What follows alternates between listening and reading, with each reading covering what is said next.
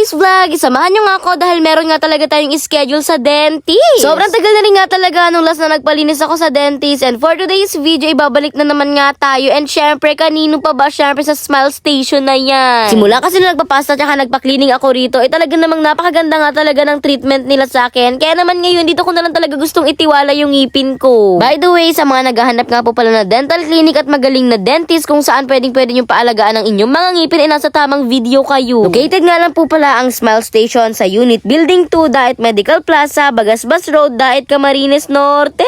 Bale, meron nga rin po pala silang FB account na kung saan pwede nyo nga talaga silang i-PM doon para makapag-schedule na rin kayo. Alam nyo ba, sa totoo lang, sa mga oras na hindi ako masyadong kinakabahan, paano ba naman kapag nandito talaga ako sa Smile Station, di na ako kinakabahan dahil sobrang nakaka-relax. Na para bang nawawala sa isip ko na bubunutan pala ako ng ngipin ngayong araw. Ang ganda naman kasi talaga ng ambience dito, tapos nakaka-relax pa. And then pagkarating ko nga po pala dyan, kinamusta nga lang po pala ako dyan ni Doc, tapos konting question nga lang about sa nararamdaman ko nga sa ngipin ko. Actually, noon pa nga talaga dapat nabunutan ako ng ngipin, pero kailangan nga raw muna ng permission sa doktor. Paano ba naman dahil nga talaga sa case ko na RHD.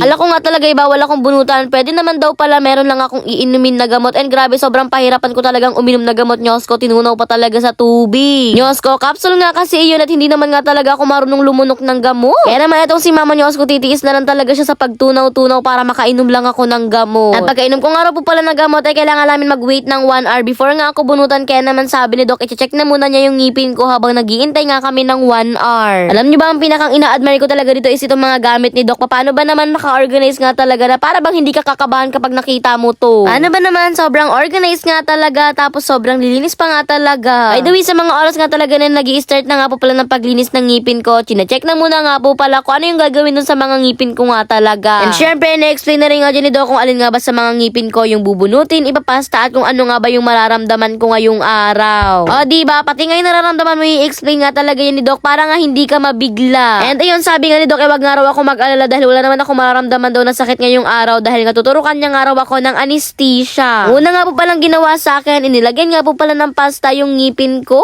Medyo matagal nga lang dahil medyo malalim nga rin talaga yung papastahan. Pero ayun, after nga naman talagang pastaan, ibubunutan naman nga talaga ako dyan ng ngipin. Sobrang gentle nga lang din gumalaw ni Doc. Kaya naman pagkatapos ko nga po pala bunutan tsaka pastaan, parang wala lang nangyari sa sarili ko at parang wala lang ako naramdaman kaganina. After nga po pala i-explain nga ni Doc kung ano nga ba talaga yung mga kailangan kong gawin or kung ano yung mga kailangan kong inumin para nga talaga hindi sumakit yung bunot tsaka yung pasta sa akin. Wag nga kayo mag-alala dahil meron naman nga nire-reseta si Doc na kapag nga talaga sumakit yung ngipin nyo meron nga kayong iinumin na gamot. Yan naman sinasabi ko sa inyo, kapag sa Smile Station nga kayo alagang-alaga talaga ang ngipin nyo kay Doc Athena. By the way, mamimili nga po pala kami ng isang lucky sharer na taga Camarines Norte at kaya pumunta sa Smile Station. Kung gusto nyo nga magpabunot at magpalinis ay pwedeng-pwede. For free nga lang ito, kaya naman ano pang hinihintay nyo, i-follow na ang Basudenyang Vlogger, i-follow ang Smile Station at syempre i-share ang video na ito. Bali yun lang, bye-bye, salamat and God bless!